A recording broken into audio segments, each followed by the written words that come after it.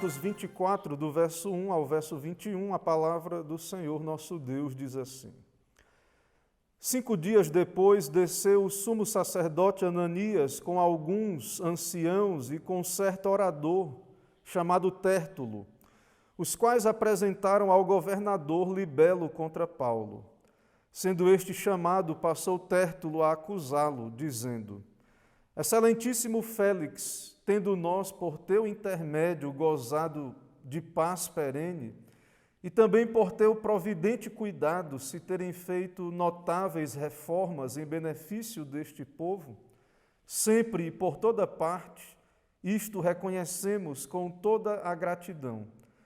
Entretanto, para não te deter por longo tempo, rogo-te que, de conformidade com a tua clemência, nos atendas por um pouco, porque tendo nós verificado que este homem é uma peste e promove sedições entre os judeus esparsos por todo o mundo, sendo também o principal agitador da seita dos nazarenos, o qual também tentou profanar o templo, nós o prendemos com o intuito de julgá-lo segundo a nossa lei, mas sobrevindo o comandante Lísias, o arrebatou das nossas mãos com grande violência, ordenando que os seus acusadores viessem à tua presença. Tu mesmo, examinando, poderás tomar conhecimento de todas as coisas de que nós o acusamos. Os judeus também concordaram na acusação, afirmando que estas coisas eram assim. Paulo, tendo-lhe o governador feito sinal que falasse, respondeu: Sabendo que há muitos anos és juiz desta nação, sinto-me à vontade para me defender, visto poderes verificar que não há mais de 12 dias desde que subi a Jerusalém para adorar, e que não me acharam no templo discutindo com alguém, nem tampouco amotinando o povo, fosse nas sinagogas ou na cidade. Nem te podem provar as acusações que agora fazem contra mim, porém confesso-te que, segundo o caminho a que chamam seita, assim eu sirvo ao Deus de nossos pais, acreditando em todas as coisas que estejam de acordo com a lei e nos escritos dos profetas, tendo esperança em Deus, como também estes a têm, de que haverá ressurreição tanto de justos como de injustos. Por isso também me esforço por ter sempre consciência pura diante de Deus e dos homens. Depois de anos vim trazer esmolas à minha nação e também fazer oferendas. E foi nesta prática que alguns judeus da Ásia me encontraram, já purificado no templo, sem ajuntamento e sem tumulto, os quais deviam comparecer diante de ti e acusar, se tivessem alguma coisa contra mim. Ou estes mesmos digam que iniquidade acharam em mim, por ocasião do meu comparecimento perante o sinédrio, salvo estas palavras que clamei, estando entre eles: hoje sou eu julgado por vós acerca da ressurreição dos mortos. Amém. Vamos orar, irmãos. Senhor, nós te adoramos, te louvamos diante da presença santa do Senhor. Nesse momento, ó Deus, pedimos ao Senhor que nos ilumine, fale ao nosso coração, que o Senhor cumpra, ó Deus, o teu propósito por meio do anúncio da tua palavra, desse texto das Escrituras. Assim nos abençoa, é o que pedimos em nome de Jesus. Amém.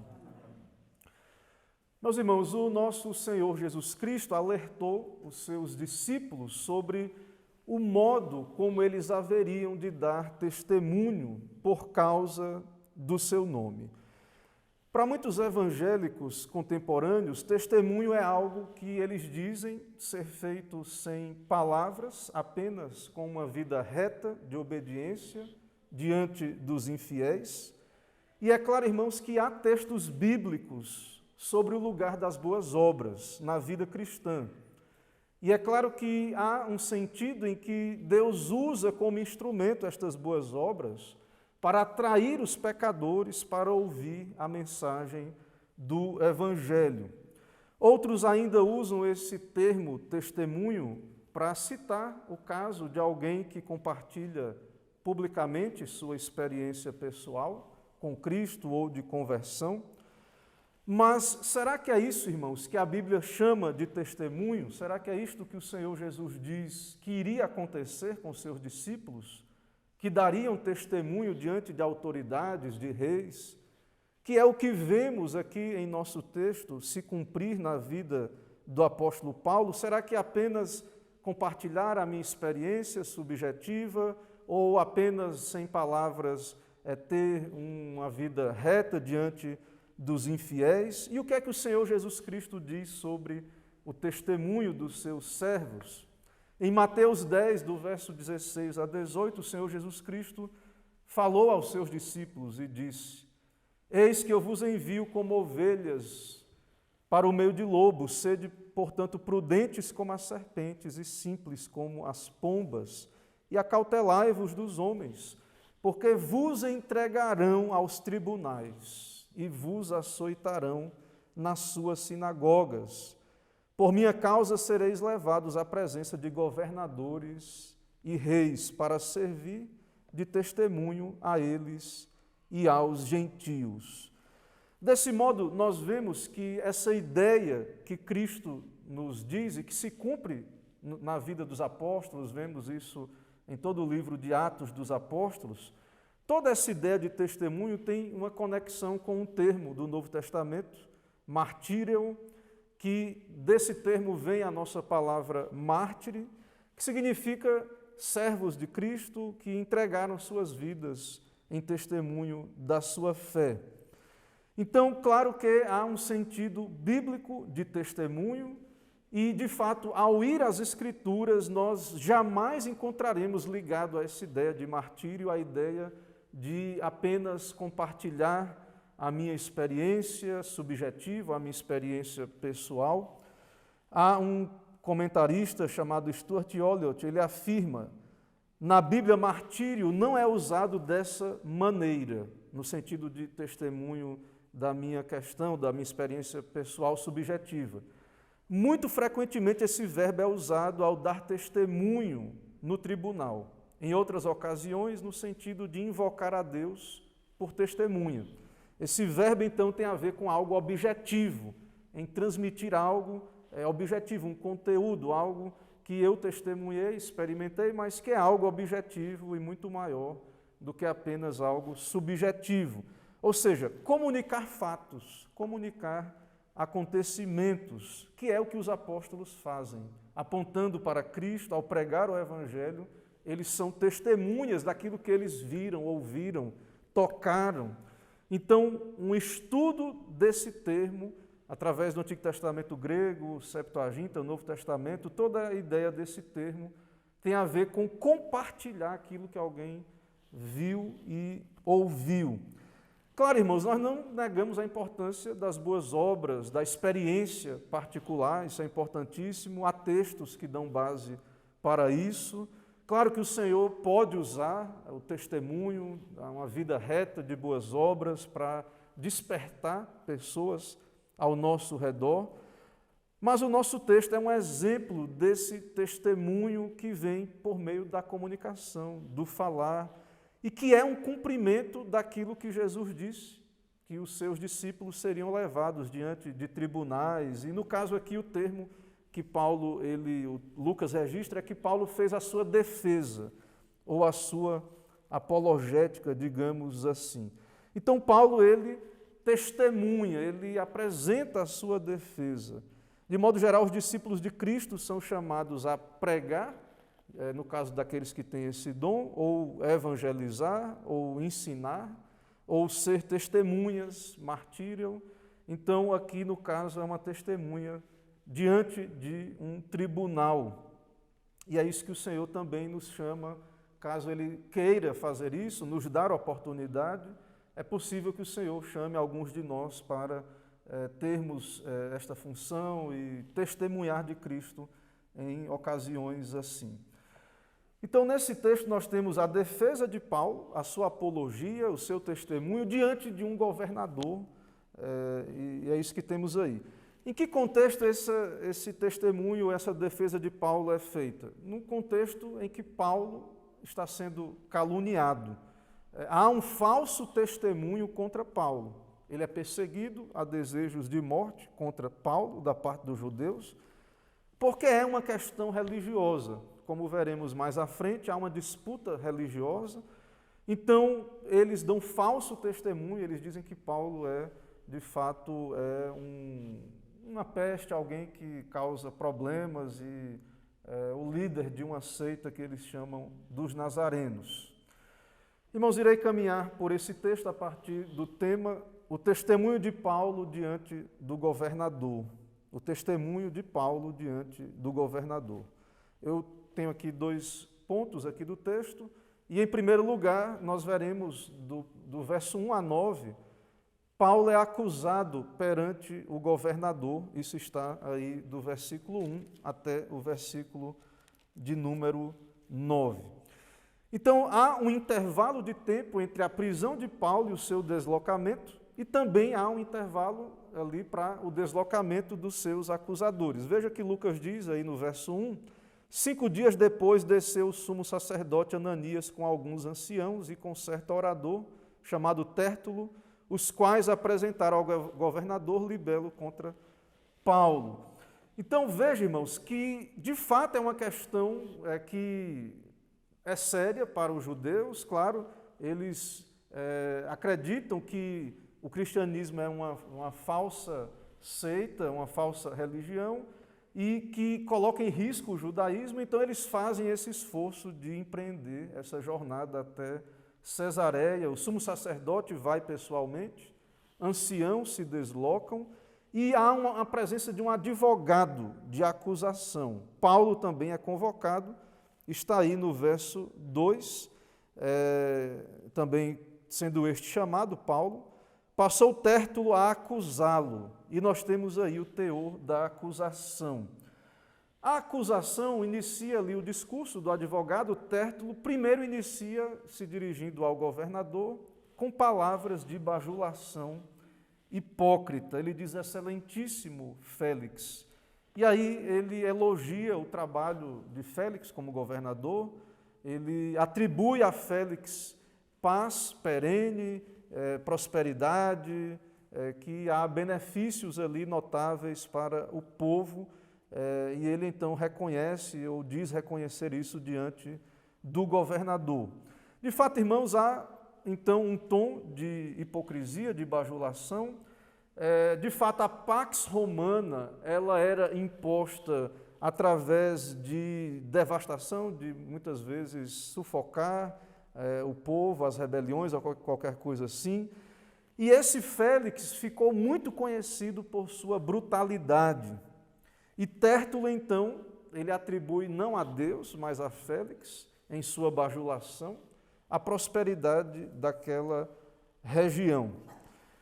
Geralmente, pessoas que tomam partido dos romanos, apenas essas pessoas bajulavam medidas brutais como as que o governador Félix tomava. E Tértulo, então, está entre estes que bajula e que elogia esse tipo de governança de Félix. Para os judeus, de fato, seria muito difícil encontrar algo ali para mencionar ou elogiar tantos benefícios assim, mas o advogado usa desse recurso. Dos versos 5 ao verso 9, nós temos aí descrito o teor da acusação contra Paulo. São uma denúncia com 3 pontos. Então, isso está aí do verso 5 ao verso 9. Veja aí que ele diz, porque tendo nós verificado que este homem é uma peste e promove sedições entre os judeus. Então, é uma peste, alguém dado a sedições.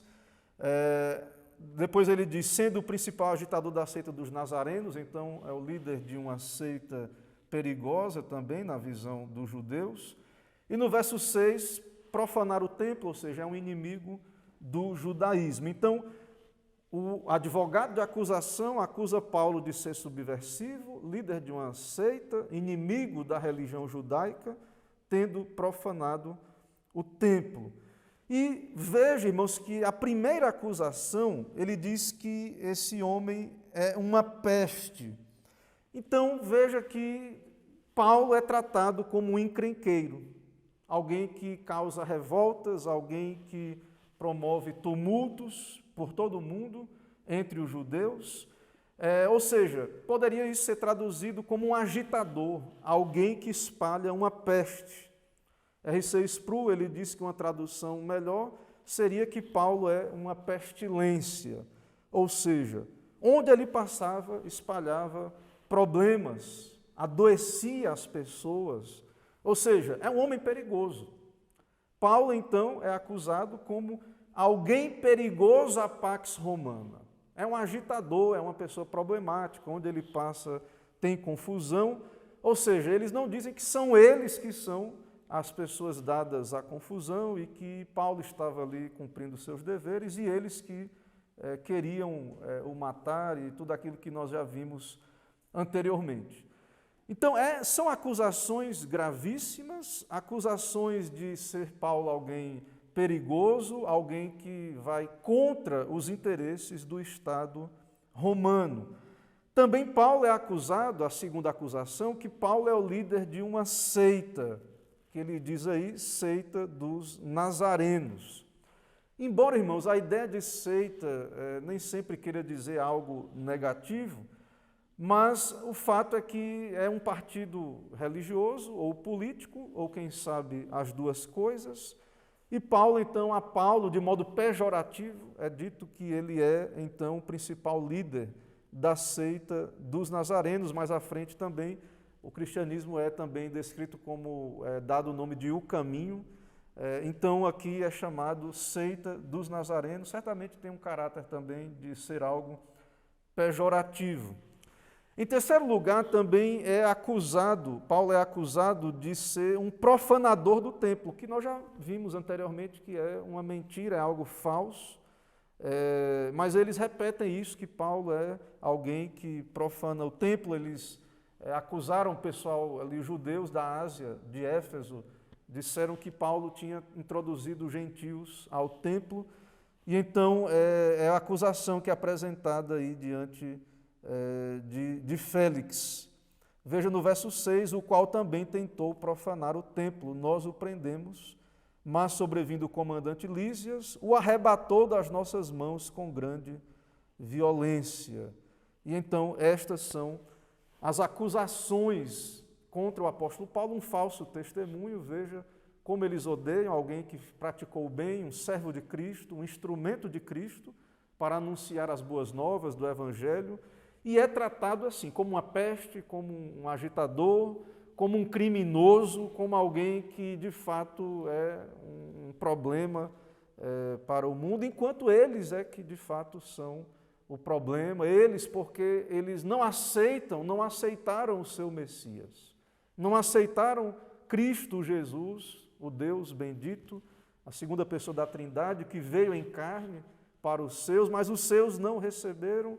Então, os judeus, por não levarem o seu judaísmo às últimas consequências e aceitarem Jesus como Messias, o Salvador, eles se tornaram, então, um problema, porque eles agora querem acabar com o cristianismo desde o seu nascimento, porque o cristianismo, de fato, é a verdade, conforme é em Cristo Jesus, e então coloca a posição religiosa deles como uma posição falsa.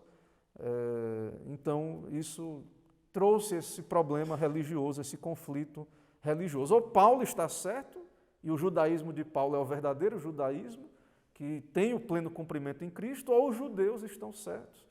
E nós sabemos, Paulo, de fato, está com a verdade. Irmãos, em segundo lugar, do verso 10 ao verso 21, nós temos aí o testemunho de Paulo. Ou seja, nós temos o direito de resposta do apóstolo Paulo a partir do verso 10. Paulo também introduz o seu discurso no verso 10 com um elogio, mas de modo breve.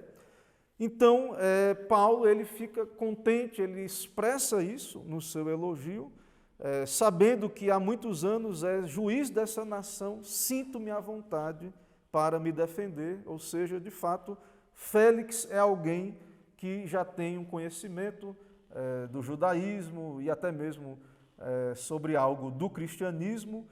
Então, Paulo fica à vontade para apresentar a sua defesa diante de Félix. Claro que também o discurso de Tértulo não é um discurso final e convincente, então Paulo irá apresentar a sua defesa. Félix, então, irmãos, é de fato um governador por um período aqui já um tempo dessa região e ele conhece as disputas judaicas. Por isso Paulo se agrada em apresentar a defesa diante dele. E ele tem conhecimento daquilo que é chamado caminho. Isso está mais à frente no capítulo, lá no verso 22. Veja lá no verso 22. Então Félix, conhecendo mais acuradamente as coisas com respeito ao caminho, adiou a causa. Então veja que ele tem algum contato, algum conhecimento sobre estas questões, as disputas judaicas e também a questão do cristianismo. Paulo, então, apresenta a sua defesa. Paulo, então, de fato, estava no templo cumprindo o seu dever de trazer donativos aos judeus, apresentar sacrifícios, cumprir o seu voto diante de Deus, ou seja, cumprindo os seus rituais. Não esteve criando nenhum tipo de confusão. Outra coisa, é muito pouco tempo que Paulo estava ali, é algo, uma acusação infundada.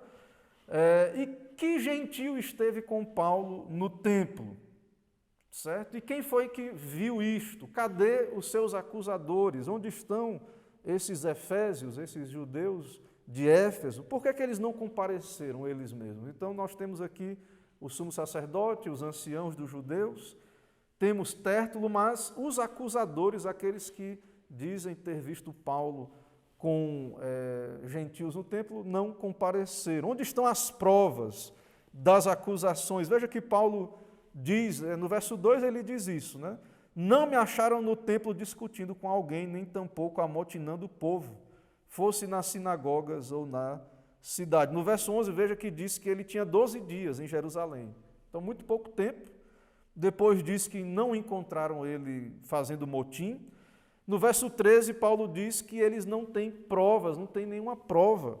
Não te podem provar as acusações que agora fazem contra mim. Mas há uma coisa que Paulo reconhece e confessa, está no verso 14.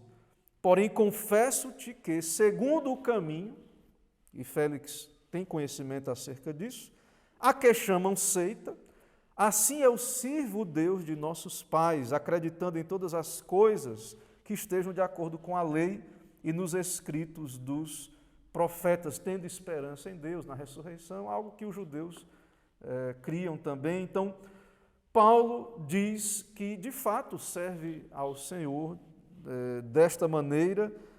Paulo, então, admite abertamente, e Paulo dá testemunho, sou cristão, creio em Jesus, creio na ressurreição. Esta fé que eu tenho é a fé dos nossos antepassados. O que é o caminho? O que é isto que dizem ser o caminho? Para os judeus é uma nova seita, que eles apelidaram com vários apelidos pejorativos, seita dos nazarenos, mas para Paulo, para os cristãos, para os do caminho, de fato, o caminho é o exato cumprimento da fé dos seus antepassados. Então, Paulo diz, eu sirvo a Deus desta maneira, este é o verdadeiro judaísmo, este é o verdadeiro e puro judaísmo conforme o Senhor o entregou e conforme é a palavra de Deus. Paulo, então, verso 16 a 17, apresenta a sua esperança. Qual é a esperança de Paulo? Veja que ele crê na ressurreição, ele disse isso no verso 15, crê na ressurreição de justos e injustos. E então, diante disso, ele, verso 16 e 17, se esforça para andar com consciência pura diante de Deus. Verso 17 diz que o que ele estava fazendo era trazendo esmolas e oferendas. É isso que ele estava fazendo ali no templo. Ou seja, irmãos, o que causou toda esta questão, esse esforço de judeus fazerem uma viagem desconfortável, sair lá de Jerusalém para ir lá para Cesareia, acusar Paulo, de fato é uma questão religiosa, é uma questão de fé. Paulo crê que o cristianismo, o caminho, é o judaísmo verdadeiro, representa a fé judaica pura, crê na ressurreição. Então, Paulo está sendo acusado disso, e isso ofende os judeus, porque eles não creem em Jesus. Então, se Paulo está certo, se a religião que Paulo prega é o judaísmo verdadeiro, está certo, logo o judaísmo ali daqueles líderes religiosos é falso, certo? Então, Paulo ele não é um profanador de modo algum. Verso 17 diz, ele estava ali cumprindo rituais de purificação, trazendo ofertas. No verso de número 18, ele disse, foi nessa prática que ele foi encontrado, já purificado. Então, no verso 19, ele diz, cadê, então, onde estão os acusadores? Cadê? Se apresentem e apresentem as suas acusações diante dele. Então, qual é o crime de Paulo, irmãos? Então, Paulo diz que eles digam qual é o seu crime, e ele diz, então, verso 20 e verso 21, que a única coisa, então, teoricamente, que ele pode ser acusado, ele diz no verso 21, salvo estas palavras que clamei, estando entre eles, hoje eu sou julgado por vós acerca da ressurreição dos mortos. Isso é um contrassenso. Como é que um judeu, como Paulo é, claro, agora um judeu convertido ao cristianismo, o cristianismo é a continuação e é o verdadeiro judaísmo nesse sentido. Então, como é que um judeu é acusado por crer na ressurreição? Como é que pode? Os judeus, a Bíblia fala da ressurreição, os judeus creem na ressurreição, embora havia alguns judeus incrédulos que não criam na ressurreição. Mas percebam, irmãos, que é uma questão teológica, é uma questão de doutrina. E perceba que Paulo, ele testemunha da doutrina, daquilo que o Senhor Jesus revelou a ele, que ele recebeu, claro, também experimentou, mas veja que é uma disputa por uma questão, sim, teológica, né, não muito mais do que política, mas que acaba também, envolve, de certo modo, política ali contra os judeus. Irmãos, diante disso, ainda algumas aplicações. Conforme já tratamos e falamos aqui, desde o começo da exposição, o que temos aqui, irmãos, é o cumprimento das palavras do Senhor Jesus Cristo, em que o Senhor Jesus Cristo disse que os seus servos seriam apresentados diante de reis, de magistrados, como testemunha. E assim como Jesus mesmo foi odiado pelo mundo, também os seus discípulos serão, e por isso vemos Jesus que fez o bem, Paulo e os seus servos, aqui no caso Paulo sendo chamado de peste, de pestilência, ou seja, assim como o mundo odiou o Senhor Jesus Cristo, também odeia os seus discípulos, assim como o Senhor Jesus foi acusado de distorcer a lei, de ser um herege, distorcer a lei pelas autoridades judaicas, os apóstolos também foram acusados de distorcer o judaísmo, e nós não devemos esperar outra coisa. O mundo irá odiar aqueles que se apegam a uma falsa religião, a um cristianismo distorcido. Eles, de fato, eles não ficarão contentes ao ouvir aquilo que é a nossa esperança, porque nós cremos nessas coisas porque são bíblicas. Mas se aquilo que falamos e que testemunhamos, que experimentamos pela graça de Deus da verdade, é a verdade conforme Cristo Jesus, então, muitos que estão aí, que se dizem cristãos, estarão errados e irão odiar, de fato, ser confrontados com esta questão. É muito similar ao que acontece aqui com o apóstolo Paulo. É uma questão religiosa, irmãos. A questão é, quem é o verdadeiro Israel? É como acontece muitas vezes hoje também com relação às doutrinas bíblicas, aquilo que defendemos como a verdade conforme é em Cristo Jesus. Quem é que é o verdadeiro Israel? Quem é que é o verdadeiro cristão bíblico? Quem é que está interpretando corretamente o Antigo Testamento? E no centro dessa questão está a pessoa de Cristo, a nossa esperança, a verdade conforme ela é, a verdade que nos alcançou, que cremos, a verdade que nos transformou, a verdade que experimentamos e que, de fato, aqueles que negam a Cristo ou não aceitam essa verdade, irão, de fato, odiar e se revoltar quando testemunhamos dessa verdade publicamente. Paulo, então, afirma que ele, Jesus, é o cumprimento das promessas da antiga aliança. Jesus é o cumprimento. As autoridades judaicas negam, dizem que Jesus não cumpre, não é o Messias. Quem é que está fiel a Moisés? Quem são os verdadeiros filhos de Abraão? Quem é o verdadeiro israelita? Então, esse zelo religioso é que faz um monte de líderes religiosos sair de um lugar, não sei de onde, para fazer aquela viagem desconfortável, a pé, no lombo de bicho, o que fosse, para ir apresentar uma acusação lá em outro lugar. Ou seja, veja o que esta questão religiosa, como ela pode despertar, então, o ódio, a perseguição e tudo isso. Até porque, então, se o cristianismo está certo, a fé daqueles judeus está errada e toda a sua posição está errada. Spru, ele explica, Jesus alegou ser o verdadeiro Israel, e Paulo diz a mesma coisa, Jesus é o verdadeiro Israel. Então, se Paulo pregou Jesus, ele pregou apenas o judaísmo puro, natural, histórico, que se cumpriu em Jesus, na cruz do Calvário. Mas se alguém disser que Jesus não é o Messias, e nós dizemos que ele é o Messias, alguém tem que estar errado. E nós cremos que, pela graça de Deus, estamos com a verdade, ou, se caso eles estivessem certos, nós seríamos idólatras ao adorar Jesus, mas sabemos, irmãos, que não é assim.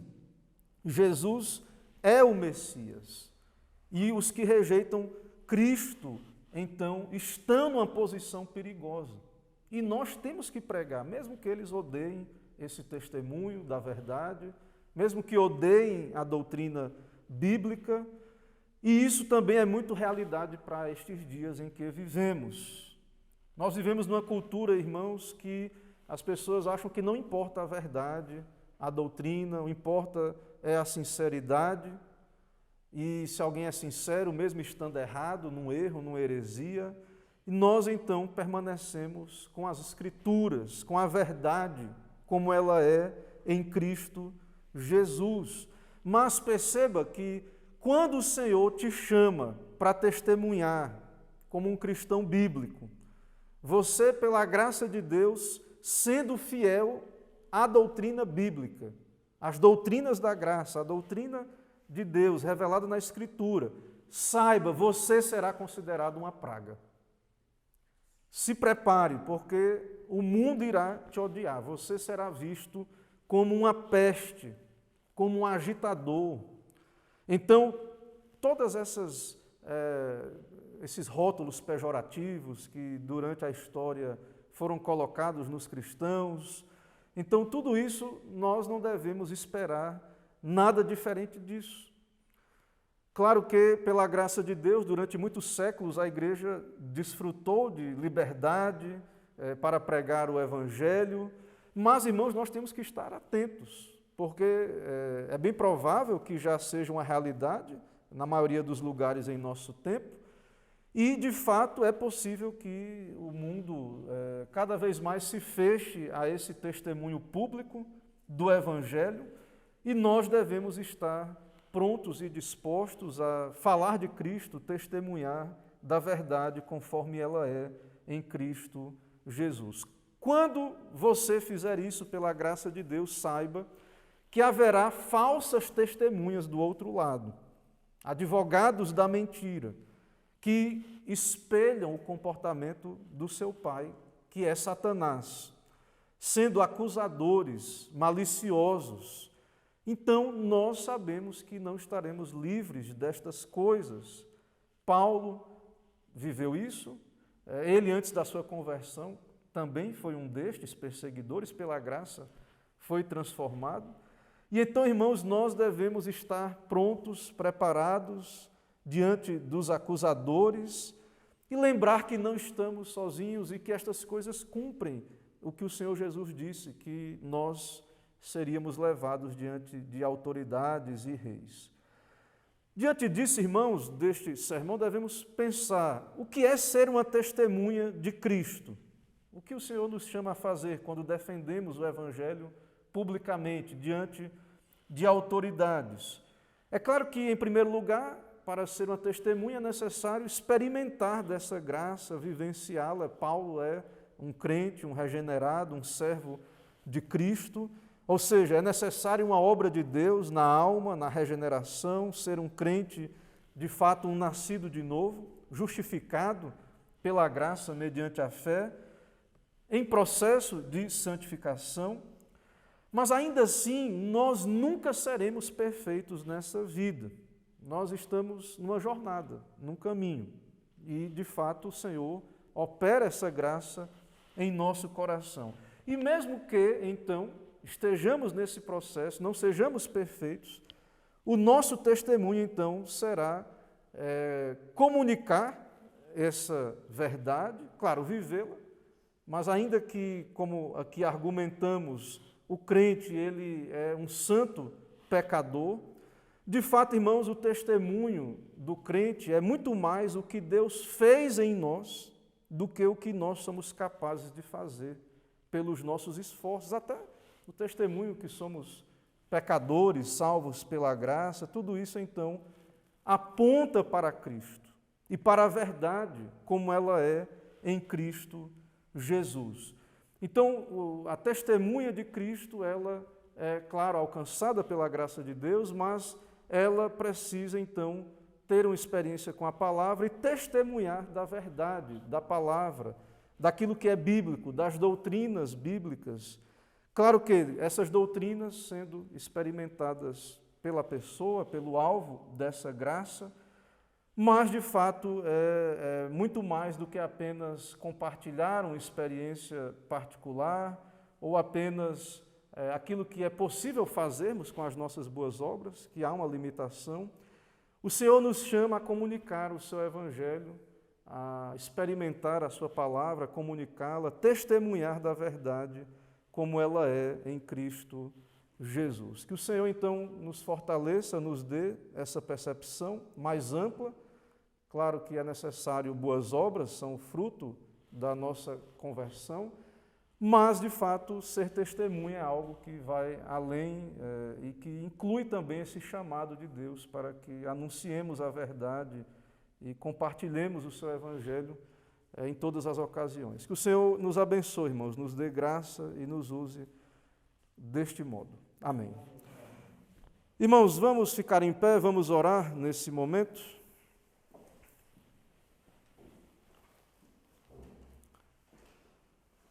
Senhor, nós te adoramos, louvamos teu santo nome no teu santo dia, pela tua palavra, ó Deus, a revelação do Senhor que nos foi dada, os teus oráculos que foi confiado à tua igreja. No Antigo Testamento aos judeus, no Novo Testamento à igreja, aos cristãos especialmente.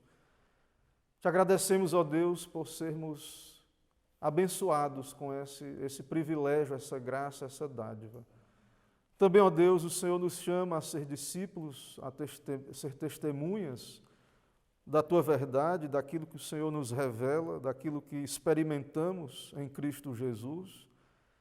E para isso, ó Deus, pedimos, dá-nos graça, sabedoria, compreendermos, ó Deus, aquilo para o qual o Senhor nos chama a viver, a experimentar, a compartilhar o Teu Evangelho.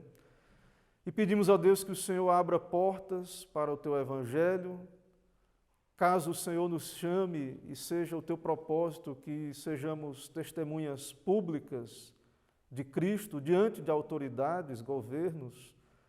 Dá-nos graça, ó Deus, nos capacita, nos dá as palavras para que pronunciemos diante destes Pedimos, ó Deus, que o Senhor seja com o teu povo, que o Senhor abençoe o teu povo e que o Senhor nos dê firmeza na verdade, na nossa posição e que possamos também, ó Deus, ser claros quanto ao erro, ao engano, à heresia e testemunhar da verdade como ela é em Cristo. Nos abençoa, ó Deus, nos dá uma semana debaixo da tua graça. Assim venha o teu reino sobre nós, seja feita a vontade do Senhor. É o que pedimos e oramos no nome de Jesus. Amém.